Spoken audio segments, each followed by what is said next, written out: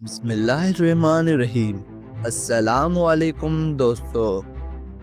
دنیا کی تاریخ میں کچھ نام ایسے ہوتے ہیں جو صدیوں بعد بھی زندہ رہتے ہیں۔ ان میں سے ایک نام تھا سکندر اعظم۔ سکندر کی پیدائش 356 قبل مسیح میں یونان کے علاقے مقدونیہ میں ہوئی۔ اس کے والد فلپ دوم ایک طاقتور بادشاہ تھے اور ماں اولمپس ایک ذہین اور بااثر عورت تھی۔ بچپن میں ہی سکندر میں غیر معمولی صلاحیتیں تھیں۔ اس کی تعلیم عظیم فلسفی ارسطو نے دی، جس نے اس کے ذہن میں دنیا فتح کرنے کا خواب دیا۔ جب سکندر 20 سال کا تھا تو اس کے والد قتل ہو گئے اور تخت پر سکندر بیٹھ گیا۔ یونان کی کئی ریاستوں نے بغاوت کی، مگر سکندر نے دانش اور طاقت سے سب کو شکست دے دی۔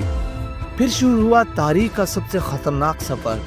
سکندر نے ایران کے عظیم بادشاہ دار سوم کو ہرایا، مصر پہنچا جہاں لوگوں نے اسے فرعون مان لیا۔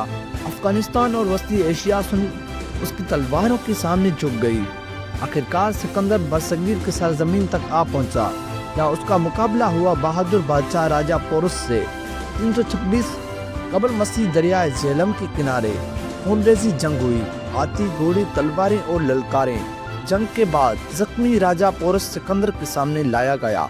سکندر نے پوچھا، تمہارے ساتھ کیا سلوک کیا جائے؟ پورس نے جواب دیا، ایک بادشاہ کے ساتھ بادشاہوں جیسا۔ یہ سن کر سکندر خاموش ہو گیا اور پورس کو اس کی سلطنت واپس دے دی۔ سکندر مزید آگے بڑھنا چاہتا تھا، مگر اس کے سپاہی تھک چکے تھے۔ آخرکار اسے واپسی کا حکم دینا پڑا۔ واپسی کے دوران 323 قبل مسیح میں بابل کے شہر میں سکندر بیمار پڑ گیا۔ صرف 32 سال کی عمر میں یہ عظیم فاتح دنیا سے رخصت ہو گیا۔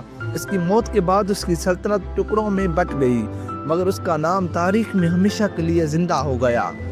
سکندر اعظم ایک عظیم فاتح تھا، مگر ایک انسان کی طاقت، غرور اور قسمت سب ایک دن ختم ہو جاتی ہے۔